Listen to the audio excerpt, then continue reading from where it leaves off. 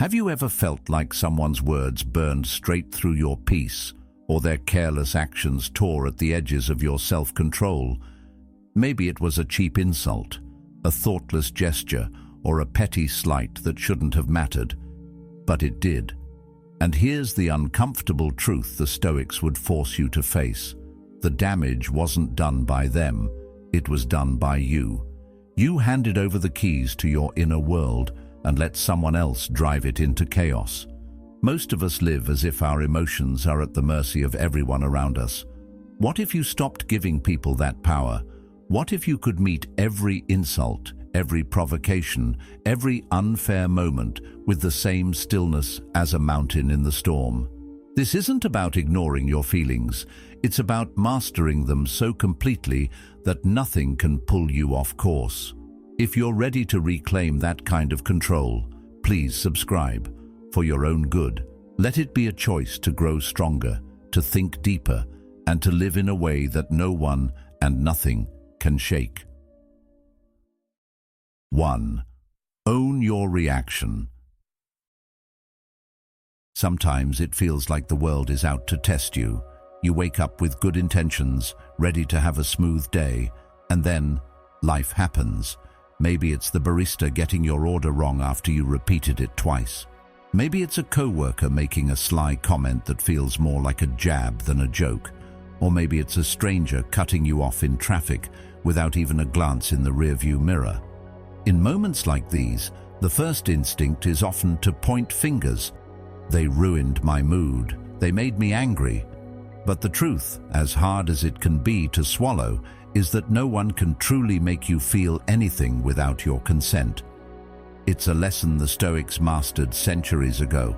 Epictetus put it plainly. It's not what happens to you, but how you react to it that matters. You see, the trigger may be external, but the explosion, if it comes, starts within. Psychology backs this up. Modern cognitive behavioral theory teaches that emotions are shaped less by events themselves and more by our interpretations of them. Two people can experience the exact same event, say being ignored by someone they know, and have completely different emotional responses. One person might spiral into frustration or insecurity, while the other shrugs and moves on. The difference? The story they tell themselves about what just happened. So, how do you actually start taking ownership of your reactions in the chaos of everyday life? First, slow down. When something triggers you, an insult, an inconvenience, a disappointment, pause before you act. This is not easy. Your body will often want to move faster than your mind, your emotions charging ahead like an untamed horse. But even a few seconds of deliberate breathing can interrupt the chain reaction. Think of it like putting a hand on the reins, gently pulling back before the horse bolts. In those seconds, name the feeling. Say to yourself, "I'm feeling angry," or "I'm feeling dismissed." This small act pulls the emotion out of the shadows and puts it in the light, where you can work with it instead of being ruled by it. Second, challenge the story. If a coworker criticizes your work, your first thought might be, "They don't respect me." But is that true? Could it be that they're stressed or simply have a different perspective? By asking questions instead of assuming the worst, you give yourself room to respond more wisely. Aristotle once said, "Anybody can become angry, that is easy. But to be angry with the right person, to the right degree, at the right time, for the right purpose and in the right way, that is not within everybody's power and is not easy." Owning your reaction means you don't let just anyone or anything pull you into an emotional state you didn't consciously choose. Third, practice detachment, not in the sense of not caring, but in the sense of not tying your inner state to outer events. The Stoics often used the metaphor of an archer. Your job is to aim as well as you can, but the moment the arrow leaves your bow, the outcome is out of your control.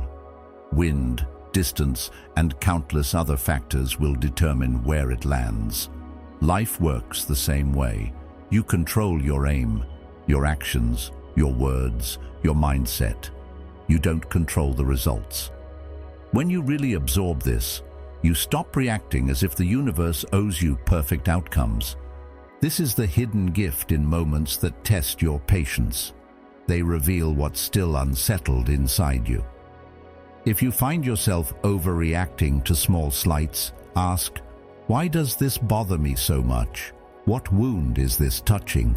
These moments are mirrors, showing you where you still have work to do, and instead of resenting them, you can start to appreciate them for the self-knowledge they bring.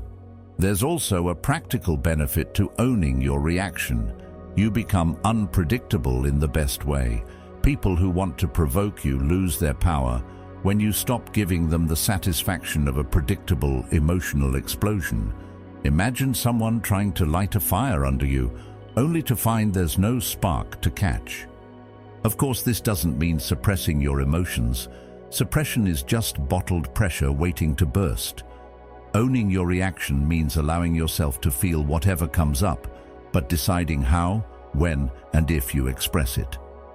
Much of what disturbs us isn't the event itself, but the replay of it in our minds, the way we nurse the wound long after it happened. When you take responsibility for your reactions, you stop feeding the cycle.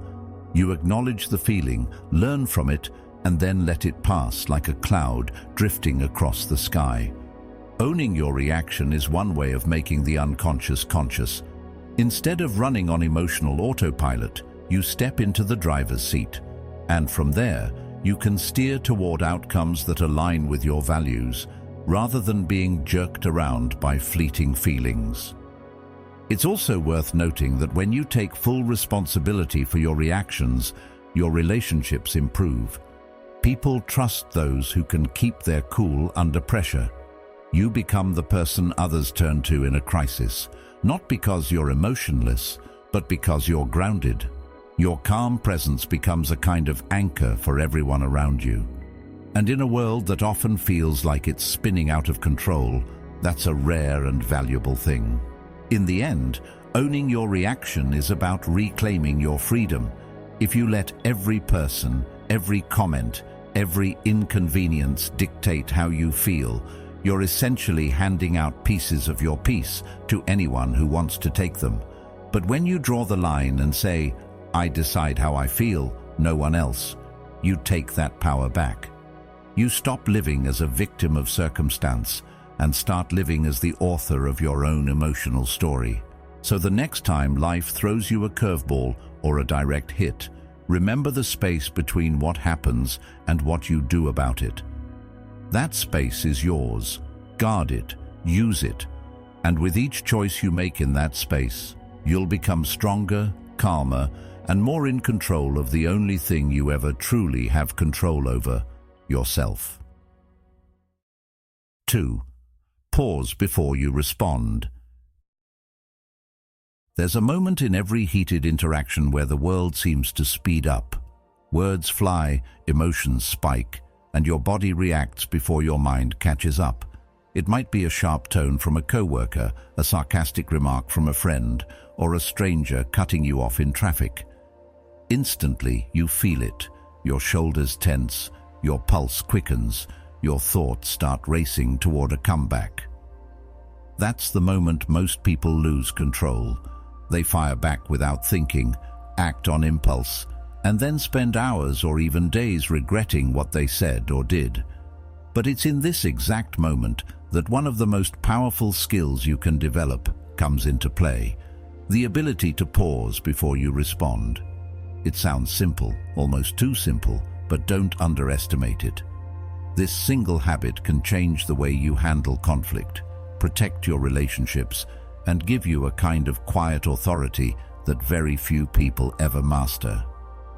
When you pause before reacting, you're creating space between stimulus and response, a space where wisdom can live.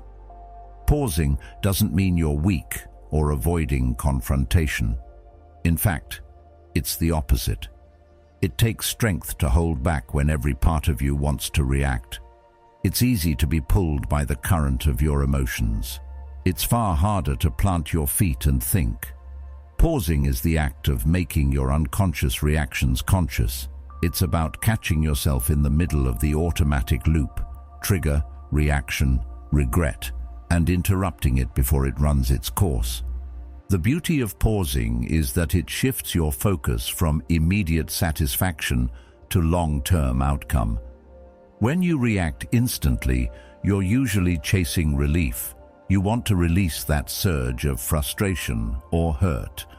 But when you pause, you give yourself the chance to respond in a way that aligns with your values and goals. Imagine you're in a tense meeting and a colleague undermines your point. Your instinct might be to snap back, to prove them wrong right there in front of everyone. But what's the real goal? To win the moment, or to maintain credibility and influence in the long run? A pause lets you choose the latter. Pausing in moments of emotional heat is a form of proving yourself, not to others, but to yourself. It's demonstrating that you can face adversity, however small or large, without losing your center. It's telling yourself, I am the one in charge here, not my impulses. That's a kind of inner confidence that can't be faked. Psychology also backs this up. When you're triggered, your brain's amygdala, the emotional center, lights up, flooding your body with stress hormones like adrenaline and cortisol. This is your fight or flight system preparing you to act fast. The problem is, it bypasses the prefrontal cortex, the part of your brain responsible for rational thinking and decision-making.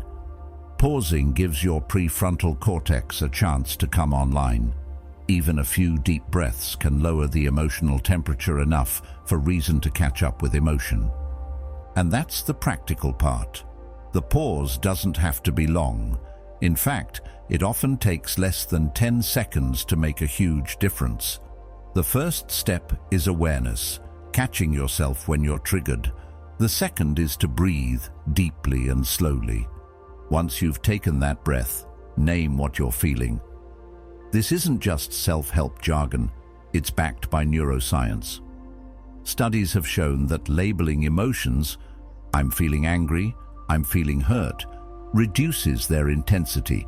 It's called affect labeling, and it works because it engages the brain's language centers, which in turn dampen activity in the amygdala. By naming the feeling, you're signaling to your brain, I see what's happening here, and I'm not going to let it run the show. The pause is also a gift to others. In heated moments, people often say things they don't mean, and those words can't be taken back. By pausing, you not only protect yourself, but you prevent unnecessary damage to your relationships. Imagine how many arguments could be avoided if more people simply took a breath before speaking. In some situations, the pause may even lead you to say nothing at all. Silence can be one of the most powerful responses you have. Of course, there will be times when you'll fail. You'll react before thinking, and you'll regret it. That's part of being human. The Stoics weren't perfect either. They saw philosophy as a practice, not a state of perfection. The key is to use those moments as lessons. Afterward, reflect. What was the trigger? What could I have done differently? This kind of reflection turns mistakes into training, making you stronger each time. Over time, pausing before you respond changes how people see you. You become known as the person who doesn't get rattled easily, who thinks before speaking, who chooses words carefully. This reputation has weight. It earns respect. People start to listen more when you do speak, because they know your words aren't coming from a place of impulse. And perhaps most importantly, it changes how you see yourself. You stop being someone who's easily provoked and start becoming someone who can face provocations without losing composure. That's powerful. It's not about suppressing emotions, it's about directing them. As Seneca said, "He who angers you conquers you." The pause ensures you are never conquered by anyone's words or actions. So next time you feel that familiar surge of irritation, frustration, or anger, Remember this: you are not required to respond immediately. You are allowed to take your time. You are allowed to breathe. You are allowed to decide. In that pause lies not just your self-control, but your freedom. The world will keep throwing its tests at you, but each pause is a reminder you are in charge of how this story goes. 3. Don't expect others to act like you. It's one of the most frustrating feelings in the world. You treat someone with kindness, respect, or loyalty, and when it's their turn to show you the same, they don't. You'd never talk to them the way they just spoke to you. You'd never ignore their messages the way they've ignored yours. You'd never be as careless with their feelings as they've been with yours. And because you know you wouldn't, it feels almost impossible to understand why they would. That's when disappointment sets in, not just with the situation, but with the person. But here's the truth the Stoics would point out without hesitation. You are expecting people to act by your rules, as if your code of conduct is universal. It's not. And the moment you let go of that expectation, you remove a massive source of unnecessary frustration from your life. When someone's behavior upsets you because you'd never do that, it's worth pausing to ask why you're holding on to that comparison in the first place. Is it because you believe your way is the only right way? Or is it because you've tied your sense of safety and fairness to the belief that others will treat you the way you treat them? If it's the latter, you're giving away your peace to something you can never control. The hard reality is that people operate from their own experiences, values, and priorities, not yours. What you see as rude, they might see as normal. What you consider urgent, they might see as trivial. What you call loyalty, they might not even register as a requirement. And when you measure their actions against your internal yardstick, you're comparing two completely different systems. It's like being angry at a dog for not speaking English. It's not going to happen, and it's unreasonable to expect it. Much of the disappointment we feel with others comes from imagined standards we've silently placed on them. We expect friends to remember our birthdays because we always remember theirs. We expect co-workers to stay late to help us because we do it for them. We expect strangers to be considerate in public spaces because we try to be considerate ourselves. And when they don't, we suffer, not because of their action alone, but because we created an unwritten contract they never agreed to sign. Psychology has a term for this: the false consensus effect. It's the tendency to believe that others think, feel, and behave more like us than they actually do. It's comforting to assume we share a common moral compass with the people around us, but it's simply not true. Everyone is shaped by their own upbringing, culture, beliefs, and personal struggles. Two people can live through the exact same event and walk away with completely different lessons. Expecting them to see the world the way you do is like expecting two painters to create the same picture after standing in front of the same landscape. It's never going to happen. When you release the need for others to act like you start living in alignment with one of Epictetus's core teachings. Some things are in our control and others not. How someone behaves, how they speak, how they prioritize, those are not in your control.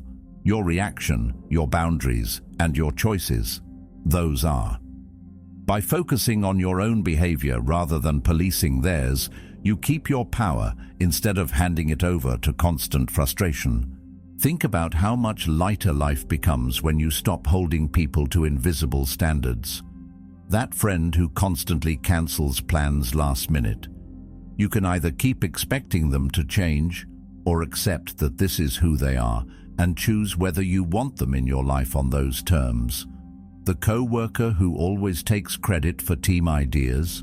You can stew about it endlessly or adjust your approach, protect your contributions, and focus on the quality of your work rather than their ego. You don't have to condone their behavior, but you can stop giving it the power to ruin your peace. Aristotle once said, "It is the mark of an educated mind to be able to entertain a thought without accepting it." The same applies to behavior. You can witness someone's actions without making them a personal betrayal simply because they don't align with your style. When you do, you start interacting with people as they are, not as you think they should be. And that's where real clarity comes in, because you stop trying to bend reality to fit your preferences and start dealing with it as it actually is. When you know yourself, your values, your principles, your boundaries, you don't need other people to mirror them back to you for validation. Their failure to act as you would doesn't threaten your identity. You stand on your own foundation, which means you can meet the unpredictable behavior of others with steadiness instead of shock. It's also worth mentioning that sometimes our standards aren't as universally right as we think they are. They're just personal preferences dressed up as moral truths. For example, you might think it's disrespectful for someone to answer a text hours later, while they might believe it's healthy not to be glued to their phone. You might value punctuality above all else, while someone else values flexibility. Neither is inherently wrong, it's just different. And when we stop assuming our way is the universal way, we free ourselves from endless battles over what's right versus wrong in situations that are really just different. Marcus Aurelius advised, "Adapt yourself to the things among which your lot has been cast, and love sincerely the fellow creatures with whom destiny has ordained that you shall live." In other words, stop trying to mold everyone into your image and start adapting yourself to reality.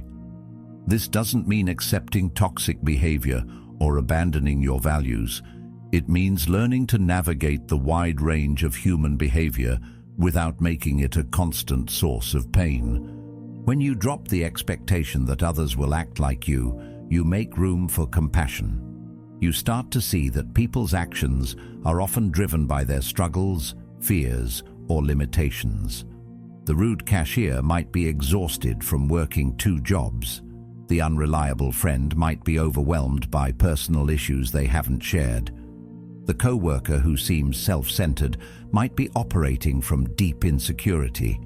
This doesn't excuse bad behavior, but it helps you understand it. And understanding is a lot easier to carry than resentment. Letting go of expectations is a form of healing. It stops the cycle where someone's failure to meet your standards leads to anger, which leads to conflict, which leads to more distance between you. Instead, you choose a calmer path, one where you protect your peace first and let people reveal who they are without forcing them into your mold. In practical terms, this means adjusting your approach instead of endlessly wishing people would change. If you know someone is consistently late, don't plan time-sensitive activities with them. If you know a person struggles with commitment, don't rely on them for critical responsibilities. You can accept people as they are and still make decisions that protect your own well-being. This is the Stoic version of trust but verify, acknowledge reality, then act accordingly. The more you practice this, the more resilient you become. Disappointment loses its edge because you stop being surprised by behavior that doesn't match yours.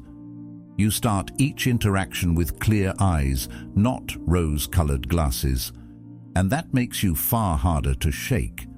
As Epictetus reminded us, if you want to improve, be content to be thought foolish and stupid. People may not understand why you're so calm when they fall short of your expectations, but that's okay. Your peace is not up for negotiation.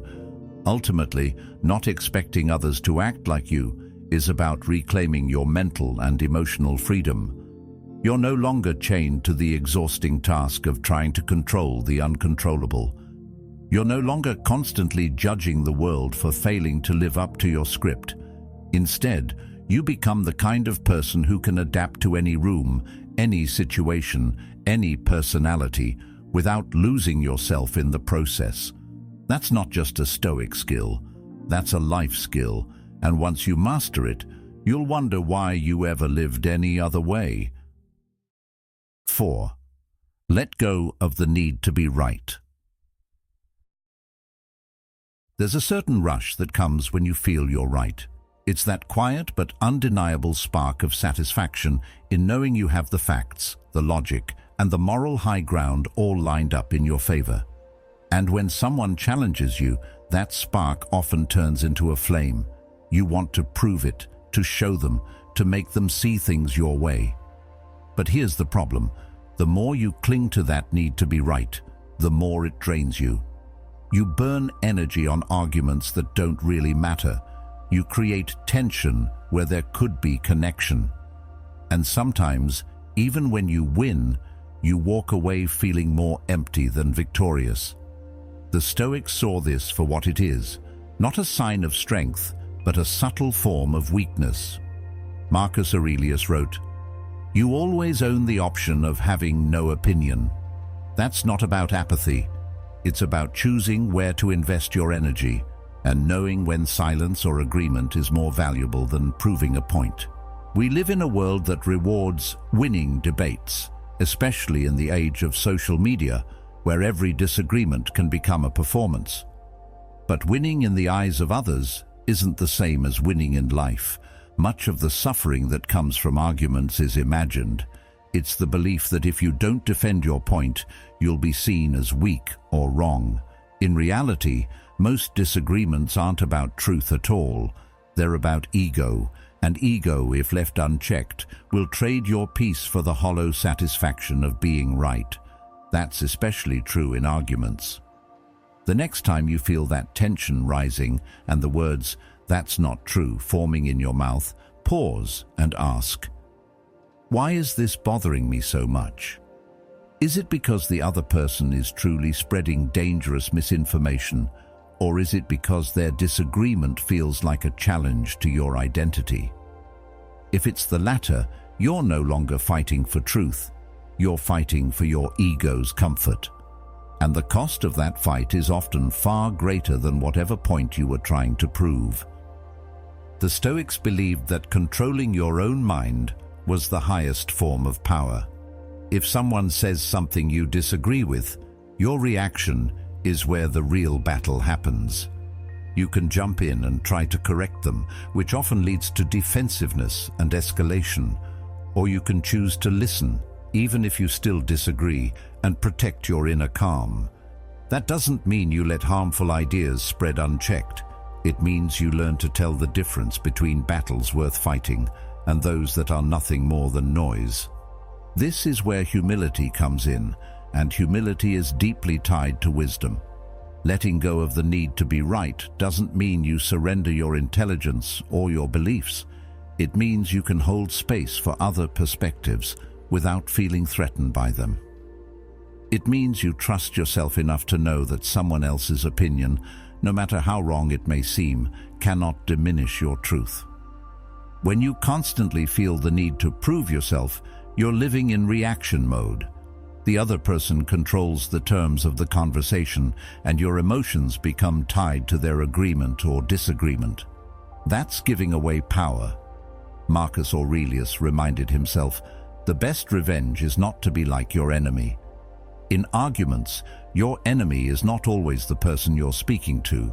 It's the mindset of reactivity, of needing to dominate the other side to feel validated.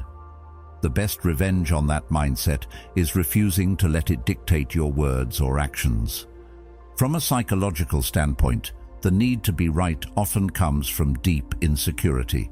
If you're secure in what you know, you don't feel the constant urge to defend it. You can let someone else be wrong without it shaking your sense of self.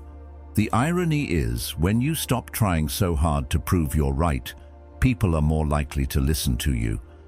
There's a certain calm authority that comes from speaking only when necessary and doing so without heat. It's the opposite of trying to win. It's about sharing perspective without attachment to whether or not it's accepted. That's why some of the most respected leaders throughout history weren't the loudest in the room. They were the ones who listened the most and spoke with intention.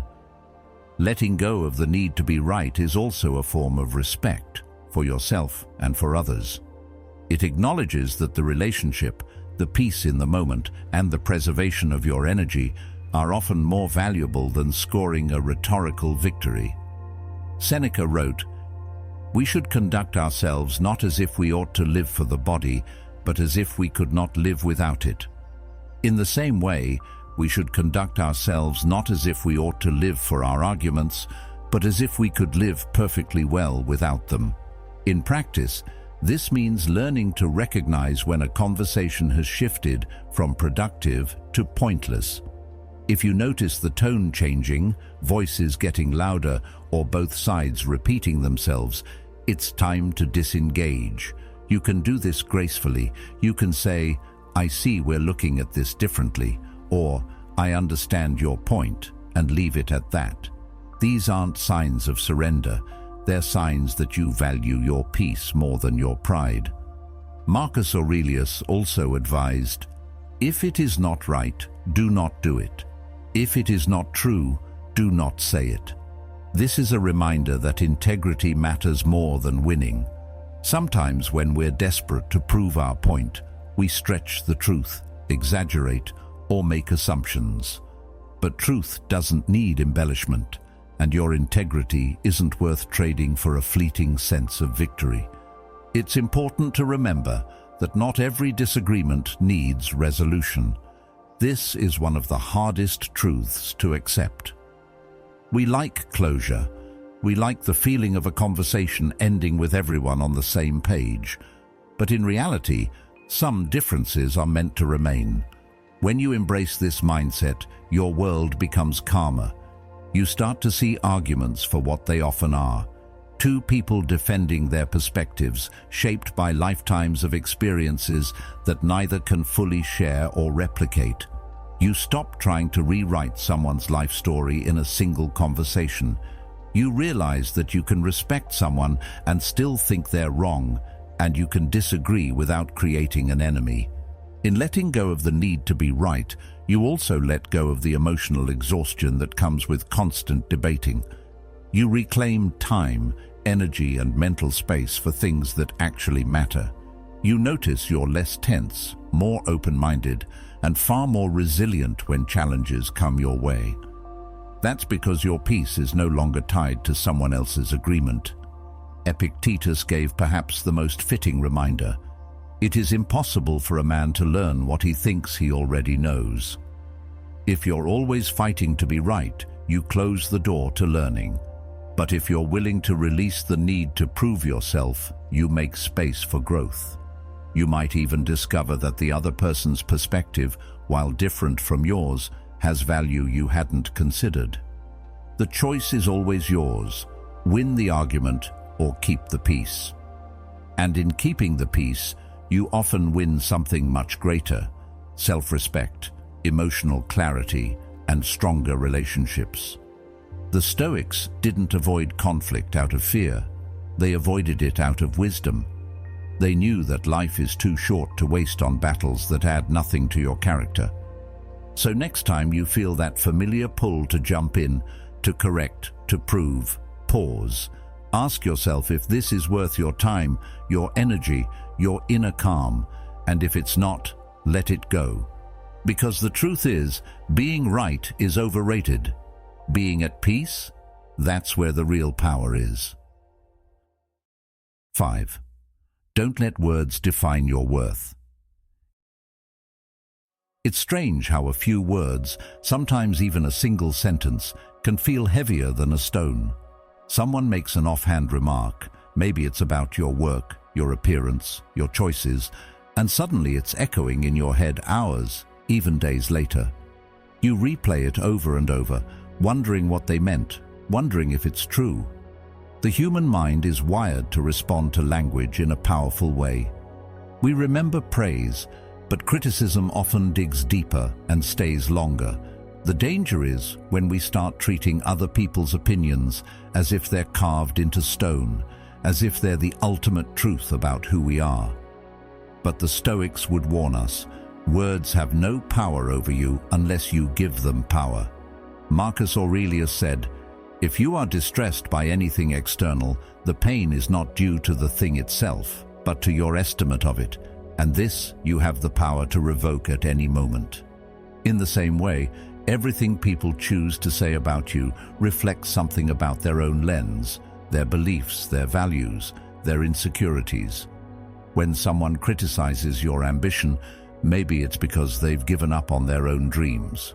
When someone mocks your appearance, maybe it's because they wrestle with their own self-image. You are not a mirror for their projections, yet if you're not careful, you'll start carrying their reflections as if they're your reality. The Stoics were masters of detachment, not because they didn't care about anything, but because they refused to let their inner state be controlled by forces outside of their will.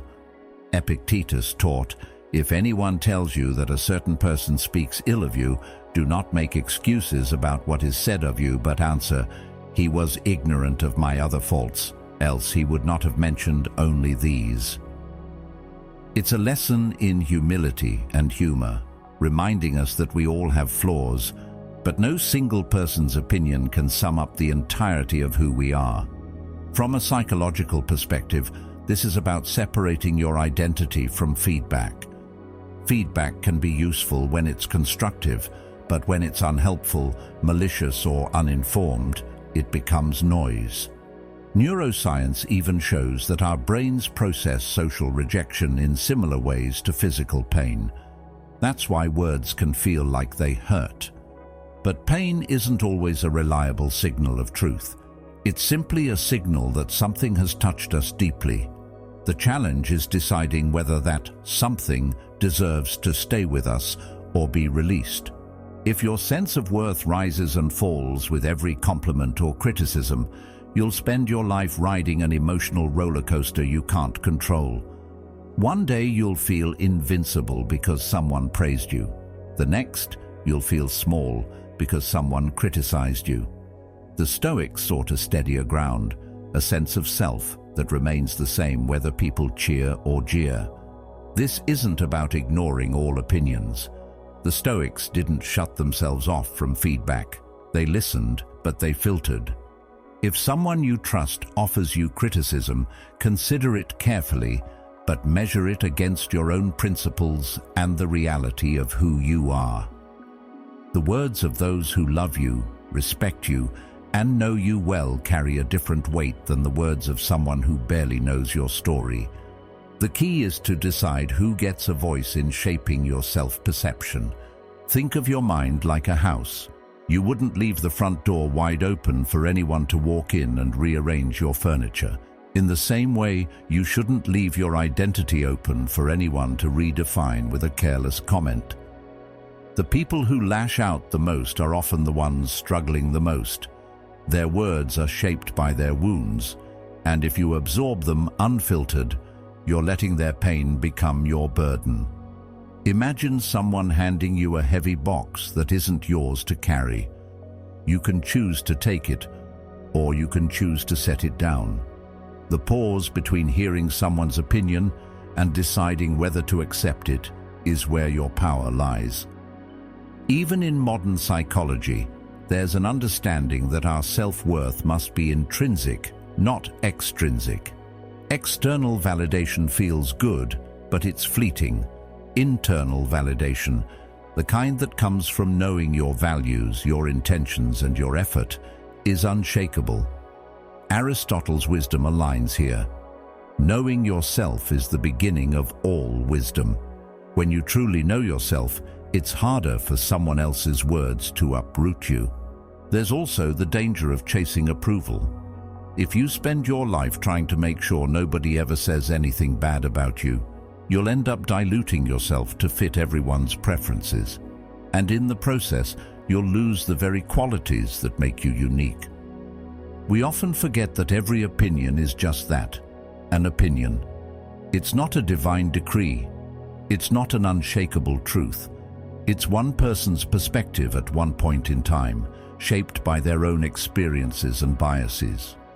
Jung observed, The shoe that fits one person pinches another. There is no recipe for living that suits all cases. The life choices that make you happy might horrify someone else, and vice versa. And that's okay. You weren't born to live up to their recipe. It's worth practicing the skill of reframing criticism. Instead of immediately taking it as an attack, ask yourself, is there something in here I can learn from? If yes, use it to grow. If no, discard it without bitterness. This keeps you in control. You become a filter, not a sponge. You decide what to let in and what to leave out. A practical exercise is to write down the values and principles that matter most to you. Integrity, kindness, courage, perseverance, whatever they are. When criticism comes, measure it against that list. If someone accuses you of being lazy, but you know you've been consistent and disciplined, you can dismiss the comment without it shaking you. If someone says you're selfish but you've acted with generosity, you can trust your own record over their perception. Over time, you'll notice a shift. The voices around you will still exist. Praise and criticism will still come, but neither will dictate your worth. Compliments won't inflate you, and insults won't deflate you. You'll walk on steady ground, no longer swayed by every passing opinion. This is the heart of Stoic strength. To remain the same in your self-respect, whether the crowd applauds or boos. To separate your worth from their words, and to remember that your life is your own to define. The next time someone's comment starts to echo in your mind, stop and ask yourself, does this define me, or does it define them? That single question can save you hours of unnecessary doubt and keep you anchored in the truth of who you are. Because in the end, the words that matter most are not the ones spoken about you. They're the ones you speak to yourself. Guard them carefully, make them truthful, and let them be the foundation you stand on when the noise of the world gets loud. That is how you keep your worth intact, no matter what anyone says. 6. Protect your energy with boundaries. There comes a point in life where you realize you can't say yes to everything without slowly saying no to yourself. Maybe you've felt it before, that quiet exhaustion that creeps in when you've been overextending, when you've been giving so much of your time and attention to others that there's nothing left for you. It starts subtly. You agree to help a colleague after hours. You say yes to another family obligation, even though you're already drained. You answer late-night messages because it'll only take a minute. But one day you wake up and notice that you've been running on empty for so long that you've forgotten what it feels like to be rested, focused, and at peace. This is where boundaries come in, not as walls to keep people out, but as doors you choose when to open and when to close. The Stoics understood this long before modern psychology put a name to it. Marcus Aurelius wrote, "The soul becomes dyed with the color of its thoughts." If you constantly fill your mind with other people's problems, demands, and noise, your inner world takes on their color, chaotic, scattered, overwhelmed. Boundaries are how you protect that inner space. They're not about selfishness, they're about stewardship, guarding your time and energy so you can use them well. Think about your energy like a bank account. Every interaction, every favor, every project is a withdrawal. Without deposits, rest, solitude, meaningful activities, you go into emotional overdraft. And just like with money, running on a deficit eventually leads to collapse. The Stoics would say that your attention and energy are among your most precious possessions. Seneca warned, "People are frugal in guarding their personal property, but as soon as it comes to squandering time, they are most wasteful of the one thing in which it is right to be stingy." Your time is the currency of your life. Spending it without care is the fastest route to burnout. Boundaries aren't just about saying no to others. They're also about saying yes to yourself. When you decline a commitment that drains you, you're making room for something that nourishes you. This is where clarity comes in. You can't protect your energy if you don't know what actually gives you energy and what depletes it. Take the time to notice which activities leave you feeling lighter and which leave you feeling heavy. Notice which relationships inspire you and which drain you. Jung reminded us, "The privilege of a lifetime is to become who you truly are." You can't become that person if you're constantly shaped by the demands and expectations of others. Communicating boundaries is often the hardest part, not because we don't know what they are, but because we fear how people will react. We fear being seen as difficult, selfish, or uncaring. But here's the truth. People who benefit from your lack of boundaries are the ones most likely to be upset when you set them. That's not a sign you're doing something wrong. It's a sign the boundary is necessary. The Stoics would remind us that other people's opinions are outside our control. Practical boundaries can take many forms. It might be turning off work notifications after a certain hour. It might be setting specific days for socializing and keeping others free for solitude. It might be limiting how often you interact with someone who drains you emotionally. These limits aren't barriers to connection. They're the conditions that make healthy connection possible. A relationship without boundaries is like a garden without fences. Everything gets trampled and nothing has the space to grow. One of the myths about boundaries is that they push people away. In reality, they bring the right people closer. Healthy people respect limits because they understand the need for them in their own lives. They know that when you say yes, it's genuine, not forced. And when you say no, it's not rejection, it's honesty. Jung said, "The meeting of two personalities is like the contact of two chemical substances. If there is any reaction, both are transformed." Boundaries ensure that the transformation is healthy rather than toxic. Without boundaries, burnout isn't just possible, it's inevitable. You start resenting the very people you once wanted to help. You lose patience, you lose focus, and you lose touch with yourself. The Stoics valued tranquility, and they understood that tranquility isn't something you stumble into, it's something you protect. Seneca wrote, "He who is everywhere is nowhere. If you try to be everything to everyone, you end up being nothing to yourself." Protecting your energy also means learning to sit with the discomfort of not pleasing everyone. It means accepting that some people will misunderstand you, and that's okay.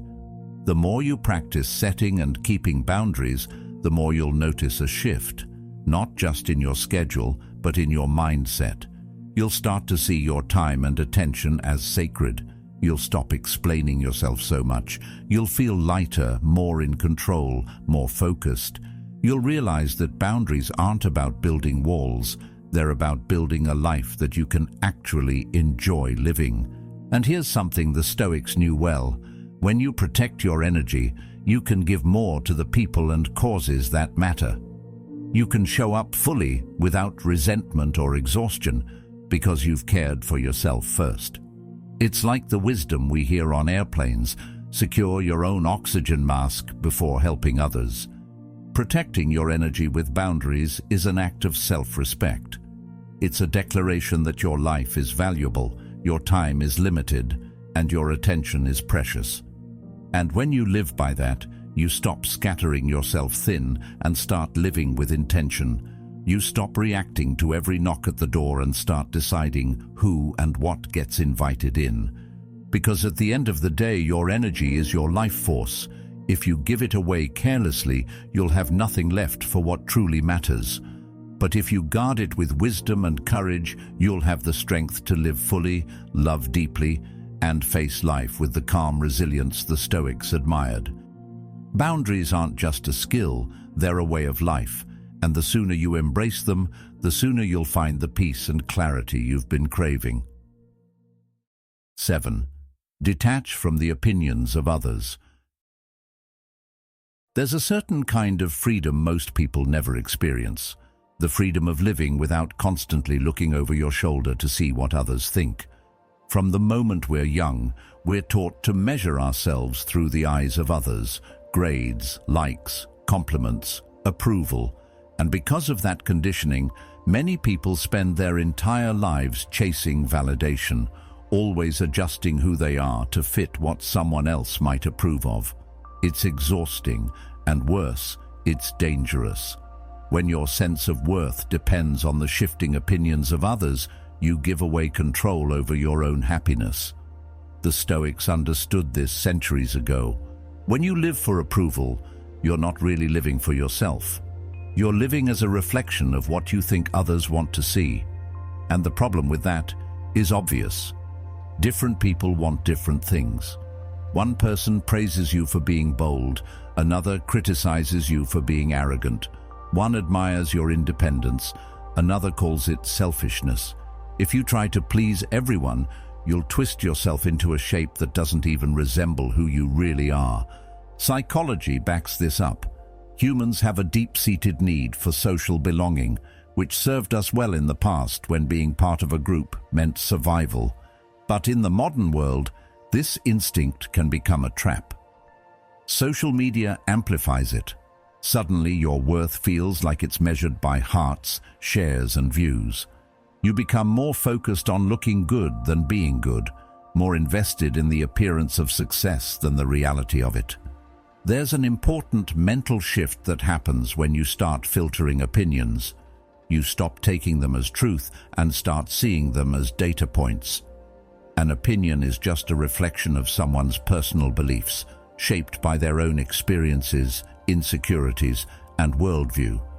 That means it's not an objective verdict on you. It's a statement about them. If someone calls you reckless for starting a business, maybe it's because they're risk-averse. If they call you too quiet at a party, maybe they're uncomfortable with silence. Their reaction says more about their comfort zones than your worth. There's no universal mold for how you should live, so why contort yourself into one? Detachment means accepting that you will be misunderstood, and that's not only inevitable, it's healthy. Here's the thing. People are going to form opinions whether you try to influence them or not.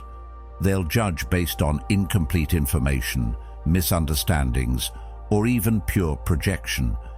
You can spend your life trying to correct every false impression, or you can live in such a way that your own conscience is clear and let the rest go. Detaching from opinions also frees up your mental and emotional energy. When you're no longer anxiously replaying conversations, worrying about whether you came across the right way, or obsessing over someone's vague comment, you reclaim that energy for things that actually matter: your work, your relationships, your growth. A practical step toward detachment is to define your own measures of success. If your yardstick changes every time someone else speaks, you'll never feel stable. But if you know what matters to you, whether it's integrity, creativity, kindness, or mastery, you can measure yourself against that instead of against public perception. That's what the Stoics meant by living in accordance with virtue. Your sense of worth comes from living by your own principles, not from applause or criticism. Jung once said, "Who looks outside dreams. Who looks inside awakes." Detachment from external opinion is about waking up, turning inward to ask, "Am I proud of how I'm living?" That's a far more important question than, "Do they approve of me?" Because even if they approve, their approval is fleeting. The crowd's favor is fickle. It can change with the weather. If you build your identity on it, you'll spend your life constantly rebuilding on shaky ground. This doesn't mean arrogance or stubbornness. It means balancing humility with self-trust. Listen to the right voices, but don't be enslaved by them. Learn from feedback, but don't let it rewrite your identity. Use criticism as a mirror, but not as a map. Detachment also strengthens your resilience. When your mood isn't at the mercy of external praise or blame, you become harder to shake. You stop chasing validation, which makes you less vulnerable to manipulation. People can no longer control you with the promise of approval or the threat of disapproval. You become, in the Stoic sense, truly free. Ultimately, detaching from the opinions of others is about reclaiming your authority over your own life. You decide what matters, you decide who you are, and you decide whose voices you allow into that inner circle of influence. The rest? Let it pass like wind through an open window, felt for a moment, then gone. Because in the end, living for someone else's approval is a form of self-abandonment. Living by your own principles is the deepest form of self-respect. 8. Respond with silence instead of anger. There's a unique kind of power in saying nothing. It's not the same as being passive, and it's not the same as avoiding conflict. It's a deliberate choice, a quiet act of strength that says, I will not give you control over my emotions. Most people underestimate silence because they confuse it with weakness. They think that if you don't argue back, you've lost. But the truth is, silence, when used with intention, can be one of the most effective ways to shut down negativity, protect your peace, and keep control of your own mind. The Stoics understood this deeply. Marcus Aurelius wrote, "You have power over your mind, not outside events. Realize this, and you will find strength." Sometimes the way you exercise that power is by refusing to hand it over through a heated, unproductive exchange. Think about the last time someone said something designed to provoke you. Maybe it was a sarcastic remark, a passive-aggressive jab, or a direct insult. Your natural impulse might have been to fire back instantly, to defend yourself, to prove them wrong, to match their tone with equal force. That's the reaction most people expect. In fact, it's the reaction they often want because it validates their effort to drag you into their emotional storm. But what happens when you don't play along? What happens when you simply look at them, pause, and say nothing? That's when the dynamic changes. By staying silent, you starve their negativity of the oxygen it needs to keep burning.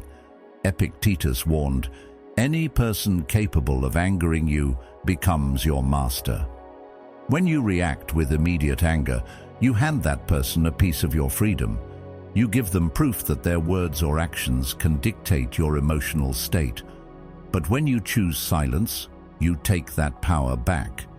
It's a way of saying, without words, you don't control me. This isn't about bottling up your feelings or pretending you're unaffected. It's about creating space between what they've done and how you choose to respond. In that space lies clarity, and in clarity lies strength. Carl Jung famously said, "Everything that irritates us about others can lead us to an understanding of ourselves." Your urge to speak in anger is often less about the other person and more about what their words trigger in you. Silence gives you the chance to notice that. It lets you ask, why does this bother me so much? Is it about them, or is it about something unresolved within me? Without that pause, you risk speaking from a place of raw emotion instead of reason, and once words are out, they can't be taken back. From a psychological standpoint, silence can be disarming. When someone is expecting a fight and they get calm stillness instead, they lose their footing. They can't feed off your reaction, and without that reaction, their aggression starts to lose momentum. It's like trying to punch smoke. There's nothing to hit, nothing solid to push against. This doesn't just protect you in the moment, it also changes the long-term dynamic in your relationships. People learn that provoking you is pointless because you won't give them the drama they're looking for. Of course, silence isn't about ignoring problems forever. There are times when you must speak up to defend your boundaries, to correct misinformation, or to stand up for what's right. But even then, the Stoic principle applies. You speak when calm, not when consumed by anger. One of the misconceptions about silence is that it means nothing is happening. In reality, silence is active. It's a decision to withhold energy from something unworthy of it. It's choosing to spend your mental resources on clarity rather than chaos.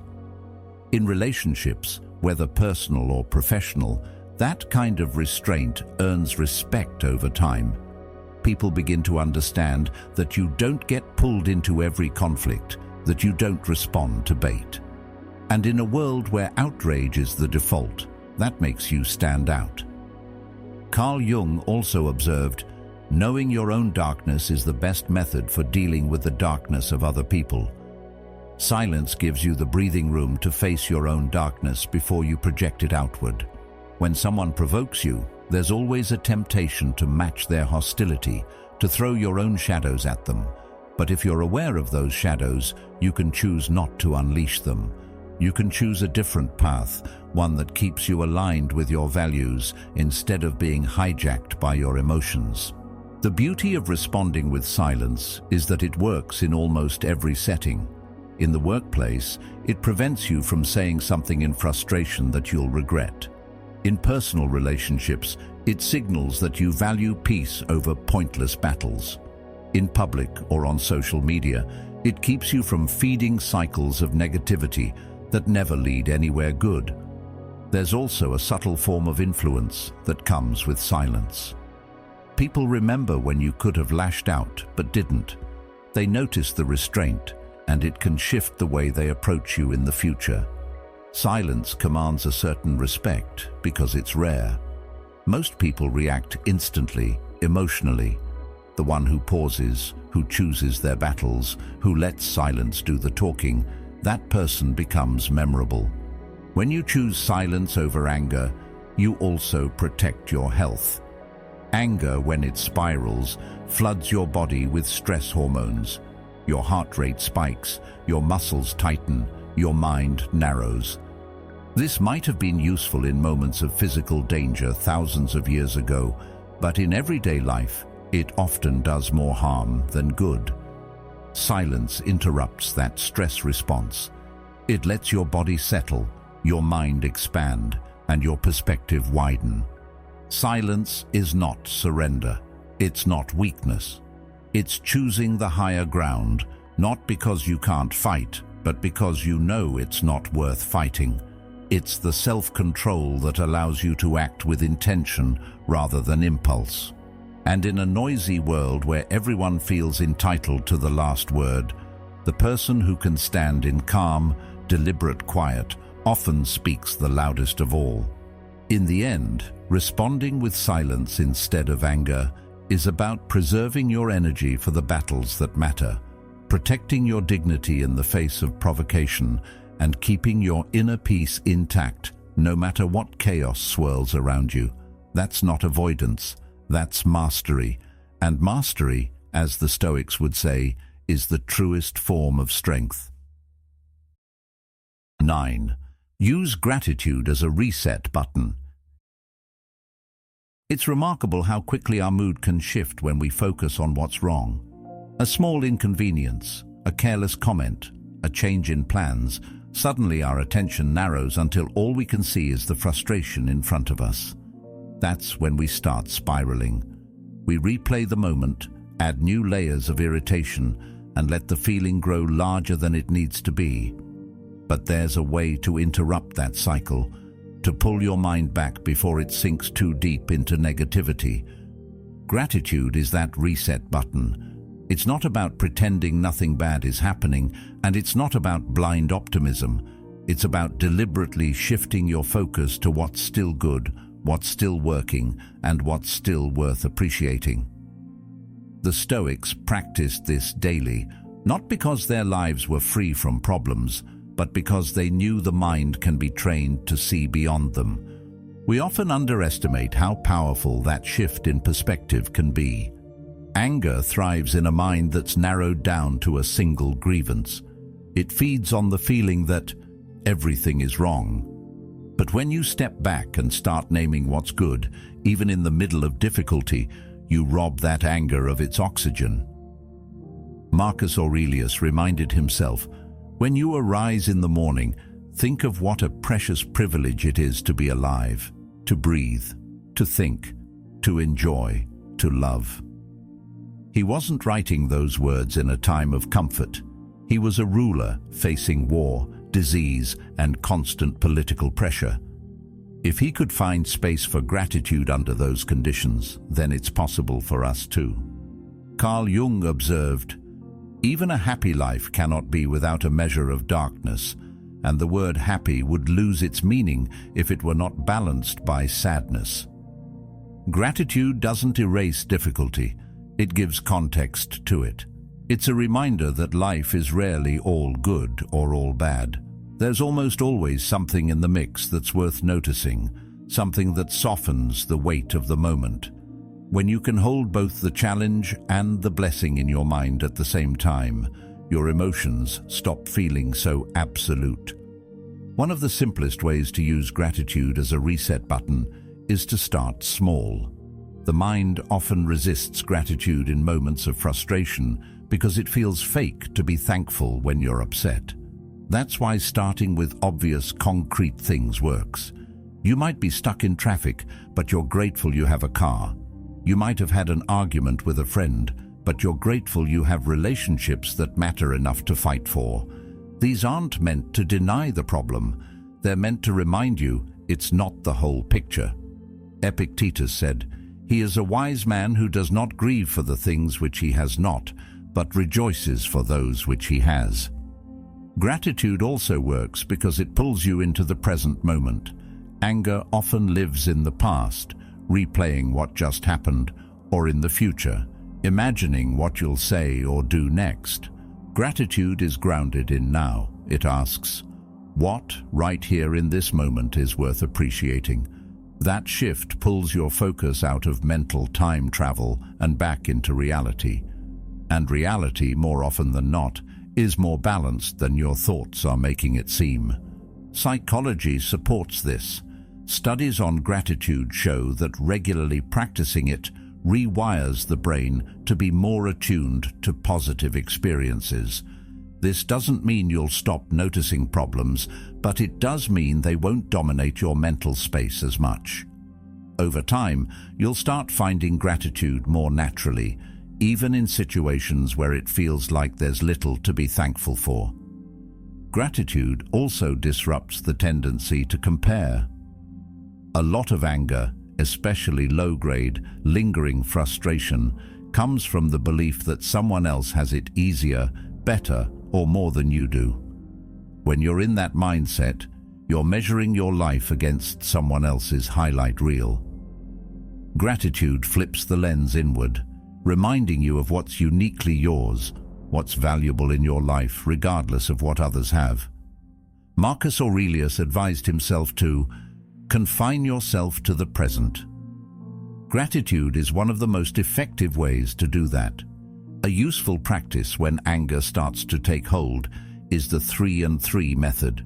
You pause, take a breath, and name 3 things you're grateful for in that exact moment, no matter how small. Then, name 3 people you're grateful to have in your life. This does 2 things. It forces your mind to search for positives, and it brings relationships into focus, which often softens anger's edge. When you shift from "I'm furious" to "I'm lucky to have these people and these things," the intensity changes. The situation might still be frustrating, but it no longer owns you. The Stoics also used gratitude to prepare for adversity. They practiced premeditatio malorum, the premeditation of evils, imagining worst-case scenarios so they could appreciate what they currently had. Another reason gratitude is such a powerful reset is that it interrupts ego. Anger often grows when our ego feels bruised, when someone disrespects us, overlooks us, or challenges us. Gratitude humbles us, not in a way that diminishes, but in a way that grounds. It reminds us that much of what's good in our lives came from outside ourselves, through the help, kindness, or generosity of others. This humility makes it harder for anger to take root because you're no longer standing solely in self-interest. You're aware of connection and interdependence. Gratitude also builds emotional momentum. The more you practice it, the easier it becomes to access when you need it most. At first, it might feel forced. Naming things you're grateful for when you're upset might feel unnatural, but over time, it becomes reflexive. Your brain learns that when anger rises, gratitude is an option, and every time you choose it, you reinforce the pathway that makes it easier next time. The key is not to wait for big, life-changing events to feel gratitude. Practice it in the smallest things: a good meal, a kind word, a moment of quiet. The Stoics valued this because it made them less dependent on fortune. If you can be grateful for the ordinary, you're less shaken when the extraordinary is out of reach. In moments of conflict, gratitude can even shift the entire tone of a conversation. Instead of responding to criticism with defensiveness, you can acknowledge the value of the other person's perspective or express appreciation for their honesty. This doesn't mean you agree. It means you choose to connect rather than escalate. Gratitude softens the edges of interaction, making resolution more likely. When you make gratitude a habit, it becomes part of your identity. You stop seeing it as a tool you only pull out in tough moments and start seeing it as a way of living. You notice beauty where others overlook it. You find meaning in moments others dismiss, and when anger tries to take hold, it has to compete with a mind already trained to look for the good. In the end, using gratitude as a reset button is about reclaiming choice. You can let anger dictate your perspective, narrowing your vision until all you see is the problem. Or you can pause, shift your focus, and remind yourself of the things that are still worth appreciating. 10. Reframe criticism as a tool for growth. There's a certain sting that comes with criticism. It doesn't matter how old you are or how much experience you've gained. When someone points out your flaws, your first instinct might still be to defend yourself or shut down entirely. That's because criticism strikes at something deeply human: the desire to be seen as capable, competent, and worthy. And yet, if you step back from that initial reaction, you'll see that criticism, when handled wisely, can be one of the most powerful tools for personal growth you'll ever encounter. The Stoics knew this long before the concept was studied in psychology. Most people see criticism as an attack because they confuse it with judgment of their entire character.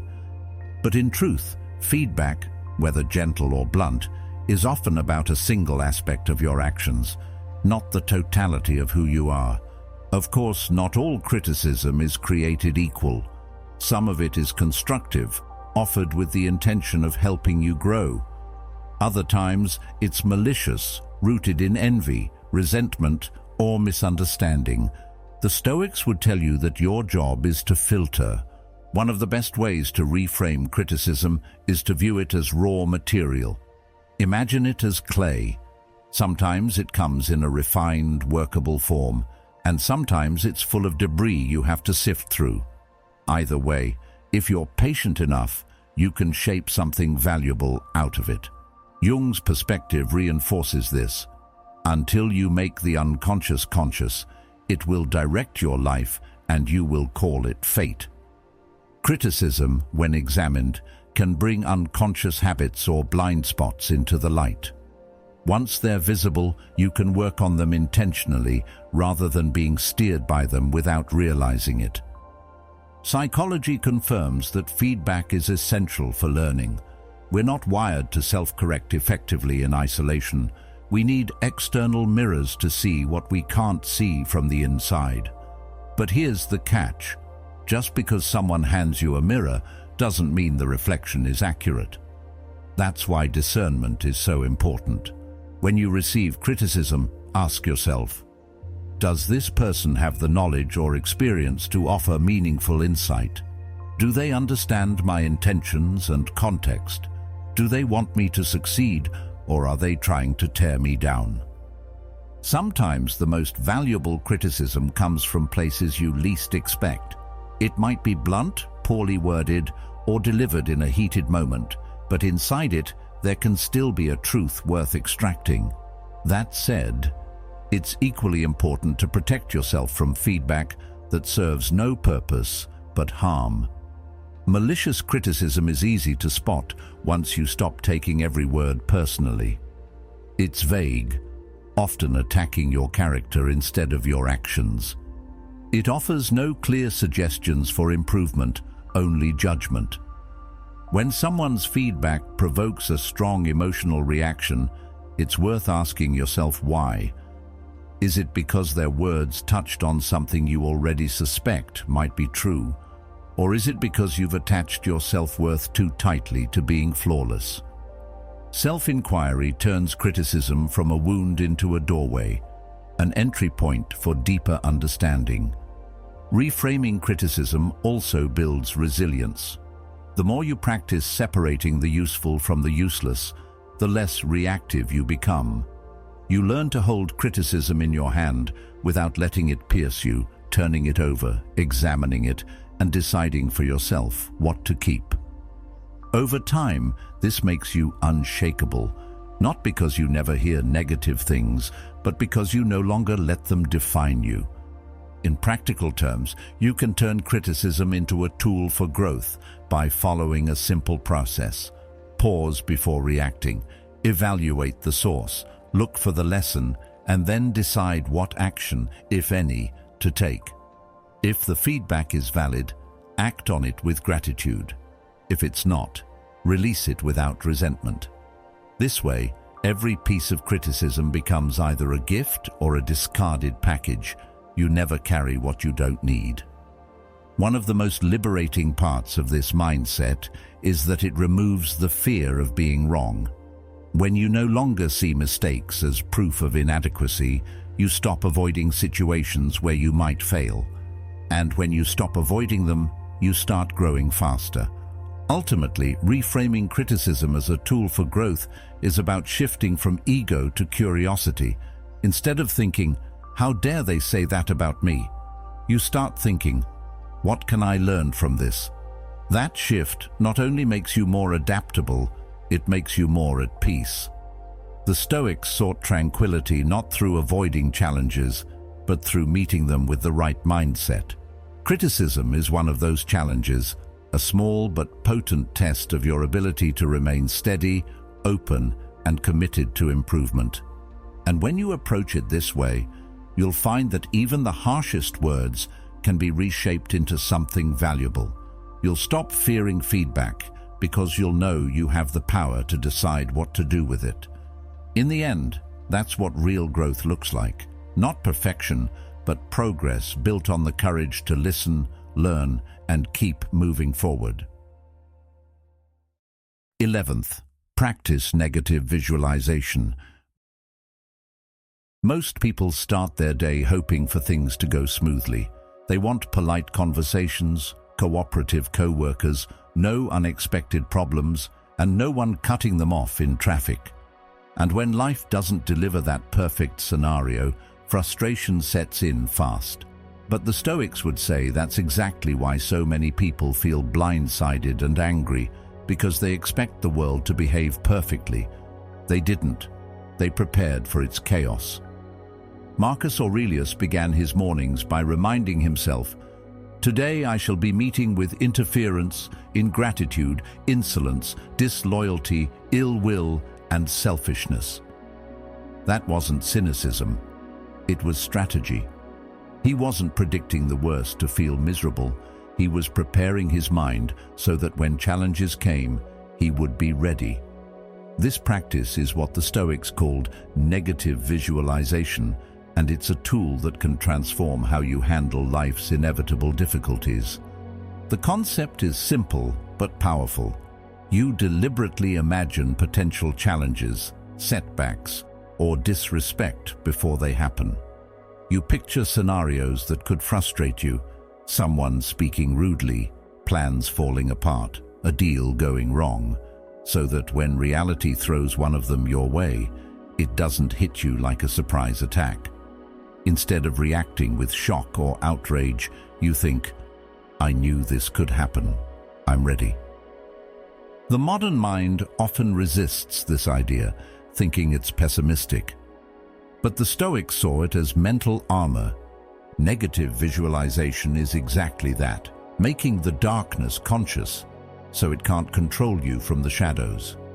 When you bring potential challenges into the light of your awareness, they stop being monsters in the closet and start being manageable realities. Psychology supports this approach as well. Athletes and performers use a version of negative visualization when they rehearse for things going wrong, visualizing bad weather, technical glitches, or unexpected mistakes, so they won't panic when the real thing happens.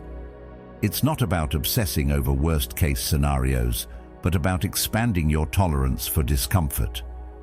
When you've seen a challenge in your mind before, it's less likely to overwhelm you in reality. The beauty of this practice is that it works in everyday life, not just in high-stakes situations. Imagine you have an important meeting tomorrow. Instead of hoping everyone will agree with you, visualize someone challenging your idea. Picture how you'll respond calmly, keeping your tone even, your points clear, and your body language open. Or maybe you have a long commute ahead. Visualize the traffic, the red lights, and the impatient drivers. See yourself breathing steadily, maybe listening to something you enjoy, instead of gripping the wheel in irritation. When those things actually happen, they'll feel familiar, and familiarity breeds calm. There's another advantage to negative visualization. It strengthens gratitude. The Stoics often paired the practice with imagining loss, not to dwell on it, but to increase appreciation for what they still had. Negative visualization also makes you more adaptable. If you expect life to follow your script, you'll always be thrown when it doesn't. But if you've mentally rehearsed a few alternate scenarios, you won't freeze when reality changes the plot. Think of it like carrying an umbrella on a cloudy day. It doesn't mean you want it to rain, but if it does, you're not soaked and miserable. The Stoics weren't obsessed with disaster. They were committed to readiness, and readiness brings peace. Some people confuse this practice with worry, but they're not the same. Worry is passive. It loops endlessly without resolution. Negative visualization is active. It has a purpose. You identify a possible challenge, consider how you'd handle it, and then move on. This is key. The Stoics didn't dwell in imagined problems. They visited them briefly to rehearse their response, then returned to the present moment. Epictetus said, "It is not things themselves that disturb us, but our opinions about them." By changing your opinion, that challenges are expected rather than catastrophic, you strip them of much of their emotional weight. One way to implement this is to make it part of your morning routine. As you prepare for the day, take a minute to anticipate what might test your patience or resilience. Will you be dealing with someone who tends to interrupt? Imagine yourself letting them finish without irritation. Will you face a deadline? Picture unexpected delays and see yourself adjusting calmly. This isn't setting yourself up for negativity, it's setting yourself up for composure. Another version of the practice is to use it at the start of any important task or event.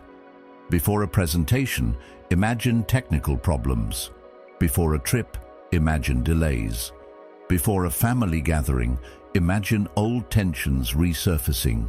Then, imagine yourself responding in a way you'd be proud of, measured, thoughtful, and steady. That's the key. Negative visualization isn't just about picturing problems, it's about picturing your best self navigating them. And the more you practice it, the less you take challenges personally. When you've already pictured someone cutting in front of you in line, It's less likely to ignite rage when it happens. When you've already imagined a plan falling apart, you're quicker to adapt rather than sulk. Over time, this makes you more unshakable, not because life is easier, but because you've trained yourself not to be caught off guard. In the end, negative visualization is less about anticipating disaster and more about mastering your own expectations. It's about meeting reality as it is, not as you wish it would be, and staying steady no matter what comes. The Stoics didn't hope for a perfect world. They trained for the real one, and in doing so, they found a kind of peace most people never touch. That peace is available to you too. All it takes is a few moments each day to imagine the obstacles ahead and to picture yourself walking through them with your head high and your heart steady. 12. See insults as noise. It's amazing how quickly a single sentence from someone else can get under our skin. You could be having a perfectly normal day, and then someone throws out a sarcastic comment, a passive-aggressive jab, or a flat-out insult. Suddenly it's like they've hijacked your mind. You replay the words, wonder why they said them, maybe even imagine all the comebacks you could have used. But here's the truth the Stoics understood so well. Those words only have as much power as you choose to give them. From a psychological perspective, insults often function as projections. People see something in you, confidence, success, independence, that triggers something in them. Instead of addressing their own discomfort, they try to diminish you to level the playing field. It's easier to pull someone down than to climb yourself up. Understanding this doesn't make the insult pleasant, but it does make it easier to detach from it emotionally. The key is not to internalize what was never yours to carry. If you're unsure of your own worth, insults will find a place to land. But if you're rooted in your values, you'll see the remark for what it is, a fleeting opinion, not a statement of truth. The more you anchor yourself in self-knowledge, the more those words slide off like rain on glass. An insult lasts only seconds in reality, but in our minds we can carry it for hours, days, even years. We keep replaying it, adding new layers of meaning, building a whole story around it. But that's a choice. You can just as easily choose to let the moment end when the words end. The insult happened once. You don't have to live it 100 times over. This doesn't mean you have to tolerate abuse or pretend everything is fine when someone disrespects you. Boundaries still matter. But there's a difference between addressing behavior and letting it define your inner world. You can calmly tell someone their comment was inappropriate without letting it eat away at your peace. You can distance yourself from toxic people without carrying resentment like a second skin. The Stoics weren't passive. They were intentional. They focused on what they could control, and other people's opinions weren't on that list. One of the best ways to keep insults in perspective is to look at the source. Does this person live in a way you admire? Do they consistently show wisdom, integrity, and good judgment? If not, why would their opinion be the one you take to heart? Another tactic is to treat insults as a test of composure. Marcus Aurelius saw every challenge as a chance to practice virtue. Patience isn't developed in calm waters, it's developed in storms. Dignity isn't proven when people are kind, it's proven when they're not. When you receive an insult and choose not to react with equal negativity, you've demonstrated a level of self-control that can't be faked. You've shown that you value your peace more than you value having the last word. Carl Jung spoke about integrating the shadow parts of ourselves, acknowledging the less flattering aspects of our nature without letting them dominate us. Sometimes an insult stings because it hits a part of us we haven't fully accepted. Instead of immediately dismissing it, you can use it as a mirror. Ask yourself, is there something here I need to face? If the answer is yes, that's not weakness, it's growth. If the answer is no, then you can let it go without further thought. It's also worth remembering that silence can be the most powerful response. Seneca said, "The best cure for anger is delay." By refusing to react in the heat of the moment, you take away the other person's power. They might have wanted a fight, a display of defensiveness, or a sign they got to you. When they get none of that, the energy they were trying to stir up dies in the air. In this way, your calm becomes a kind of shield. Over time, if you practice seeing insults as noise, you'll notice something shift inside you. The words will still reach your ears, but they won't find a place to settle. You'll hear them, register them, and then they'll fade into the background.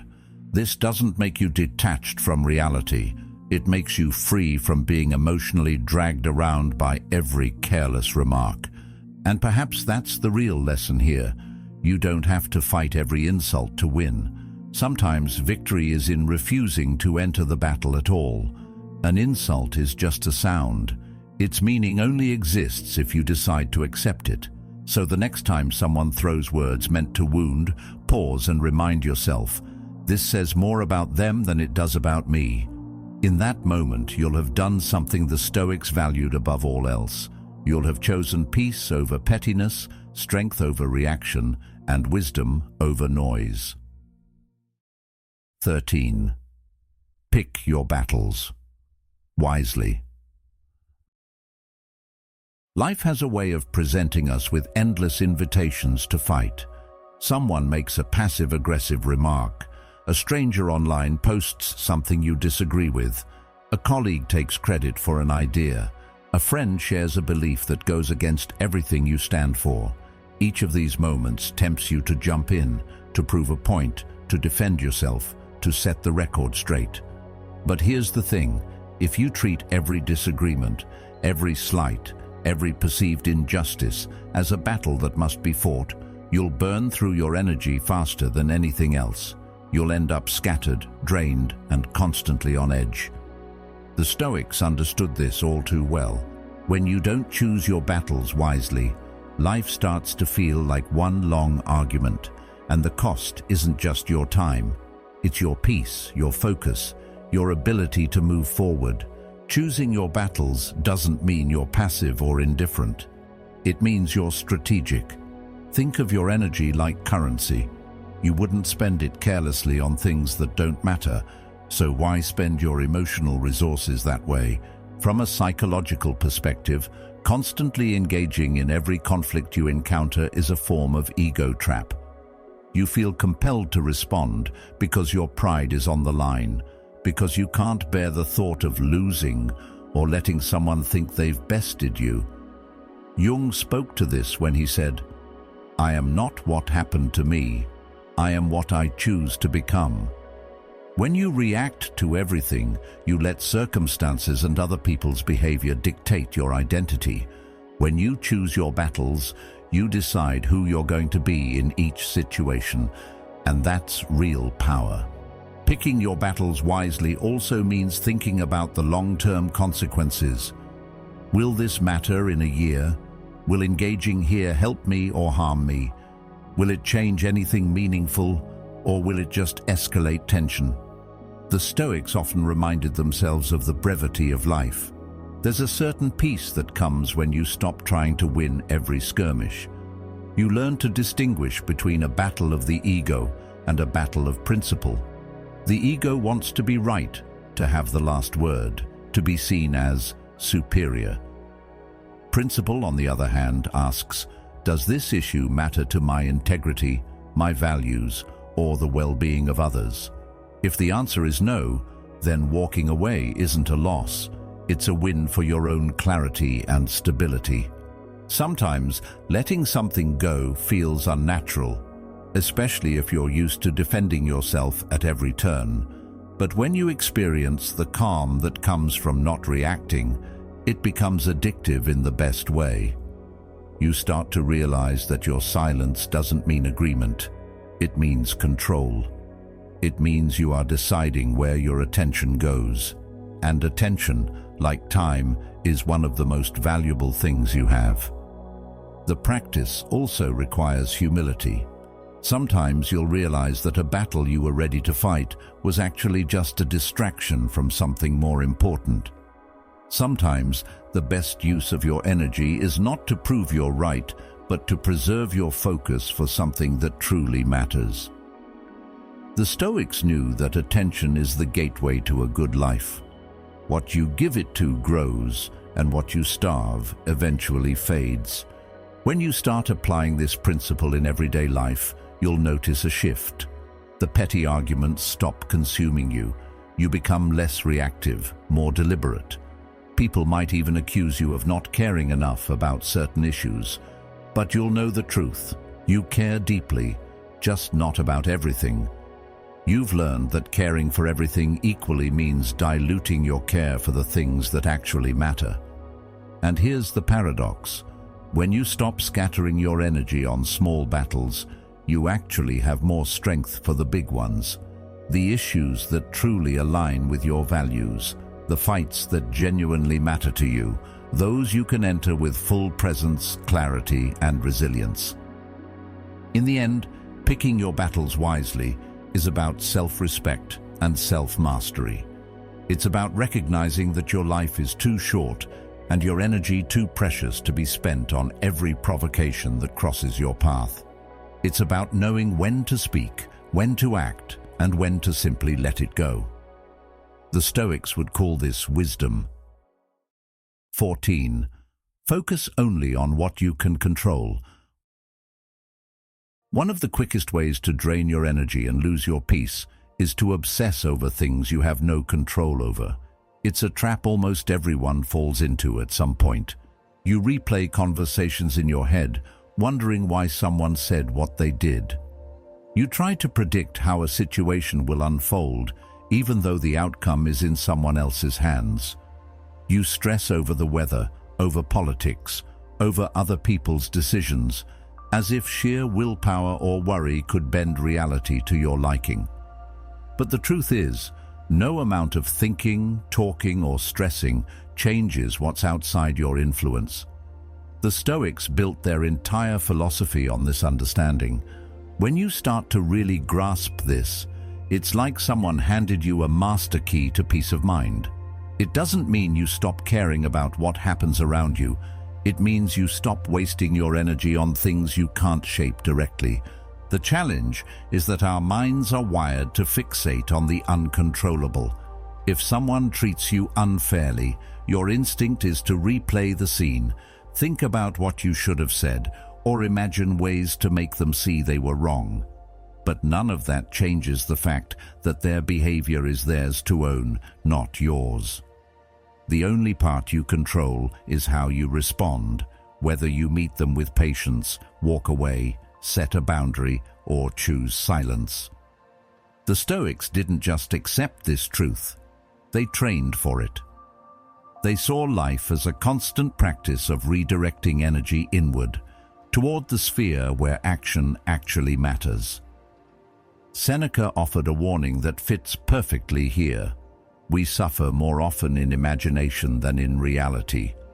So much of our pain comes not from the events themselves, but from the way we interpret them, especially when we interpret them as things we should be able to control. If you drop the should, the pressure changes.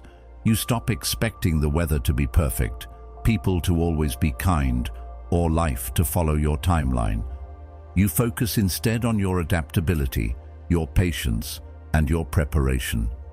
From a psychological standpoint, this shift is powerful because it rewires your stress response. When your brain is constantly monitoring things you can't control, it stays in a state of low-grade anxiety. But when you consciously redirect your focus to your own actions, what can I do right now? How can I show up in this moment? You give your nervous system a sense of agency. Agency is calming, even if the situation around you stays messy. The Stoics also saw this practice as deeply freeing because it strips away the illusion that your happiness depends on external circumstances. This doesn't mean you become passive, quite the opposite.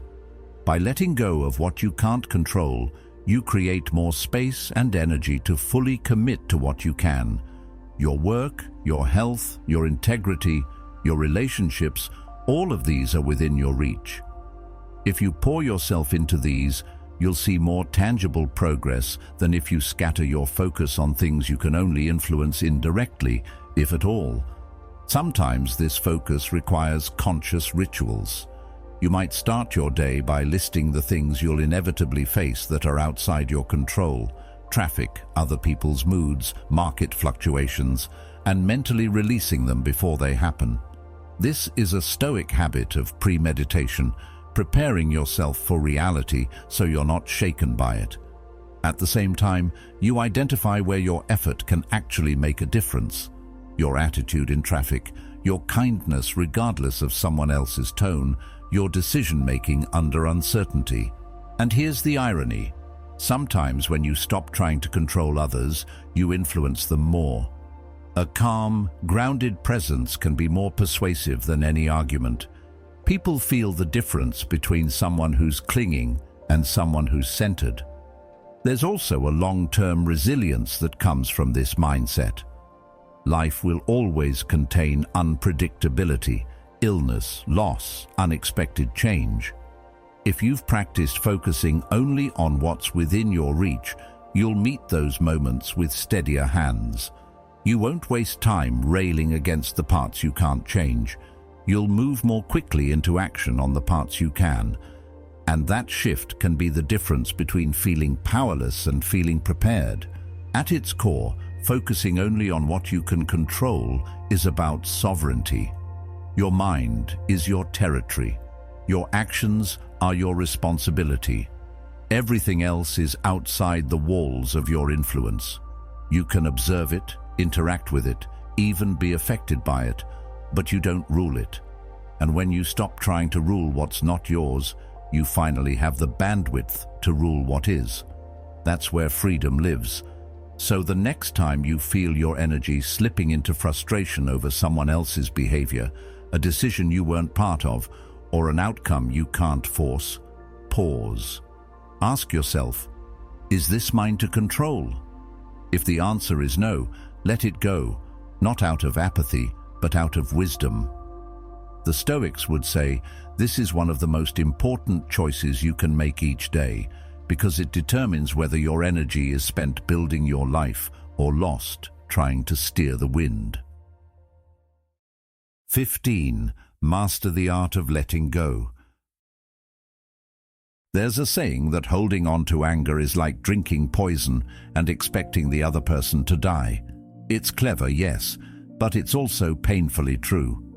You can carry a grudge for years, replaying the offense in your mind like a favorite scene in a film, and yet the person who wronged you might not even remember what happened. They've moved on with their life while you're still carrying the weight. That's the cruel thing about resentment.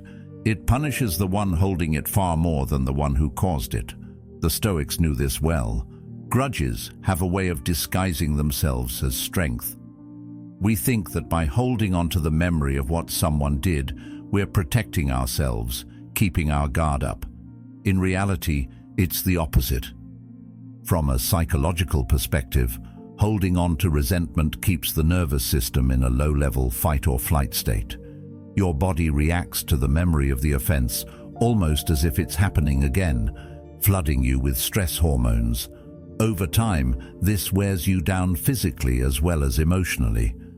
Letting go allows your body to stand down, to shift back into a state where healing is possible. The Stoics practiced a mental exercise called premeditatio malorum, the premeditation of evils, not so they could stew in negativity, but so they could prepare their minds for the inevitability of human flaws. Letting go also means letting go of the need for closure. One of the reasons we hold on so tightly is because we're waiting for the other person to acknowledge the harm, apologize, or make things right.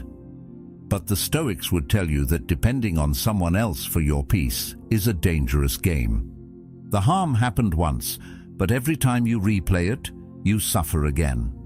Letting go is like closing a door you keep wandering back through. It's deciding that the room behind it, filled with anger, hurt, and old wounds, has nothing left for you. You step into a different space, one where the past no longer dictates the temperature of your present. Letting go doesn't happen in a single grand gesture, it's often a process. At first, it might just mean catching yourself when your thoughts drift back to the offense and gently redirecting them. It might mean reframing the story so it no longer casts you solely as the victim, but as someone who has grown stronger through the experience. It might mean replacing thoughts of revenge with questions like, what can I do now to live well? Psychologically, letting go is tied to forgiveness, but it's not the same thing. Forgiveness is often thought of as a gift you give to the other person. Letting go is a gift you give yourself. You can release the hold an event has on you without ever telling the other person they're forgiven. This is important because it means you don't have to wait for perfect feelings before you start freeing yourself. The action of letting go can come before the feeling of lightness. People act according to their own set of values, wounds, and limitations. Sometimes, what feels like a deep betrayal to you might not even register to the other person as significant. This doesn't invalidate your feelings. It just shows that their internal world is different from yours. Understanding this difference can make it easier to release the idea that they should have known better. The Stoics would also remind you that life is short, and every moment spent in resentment is a moment stolen from your own happiness. Seneca said, "It is not that we have a short time to live, but that we waste a lot of it." Imagine how much mental space you'd reclaim if you let go of just one grudge. Imagine how much more energy you'd have for the things that truly matter, relationships that uplift you, work that fulfills you, experiences that bring joy. In practice, letting go can be as simple and as hard as a daily decision. I choose not to carry this today. You might have to make that decision over and over, some days more than once. But over time, the weight lessens. The memory might still exist, but it no longer has hooks in you. You remember it without the rush of anger or the ache of hurt. It becomes just another part of your story, not the defining chapter. Marcus Aurelius believed that the mind has the power to shape reality. The happiness of your life depends upon the quality of your thoughts. When you choose to let go, you're choosing thoughts that create space for happiness, not ones that crowd it out. And in doing so, you begin to see that the art of letting go is really the art of living free, not bound by the chains of the past, but walking forward with open hands and a lighter heart. In the end, mastering the art of letting go is about sovereignty over your own life. It's about deciding that your peace is too valuable to be held hostage by what someone else did or didn't do. Letting go isn't about forgetting. It's about choosing to live unchained. You deserve a life where the weight of yesterday no longer bends your back, where your energy is free to build the person you want to be today. That choice is yours, and it starts now. If this message spoke to you, I invite you to keep going. Watch one of the videos on your screen and take the next step in your journey toward calm, strength, and self-mastery. Thank you for being here and for being a part of Stoic Journal.